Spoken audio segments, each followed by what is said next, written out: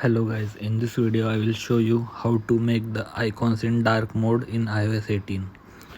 So you just have to press on empty space between your search bar, long press, you will enter into jiggle mode, then click edit on top left corner and click on customize. There you can see there are 4 modes. One is light, dark, this will make all your icons in dark mode, and third one is automatic.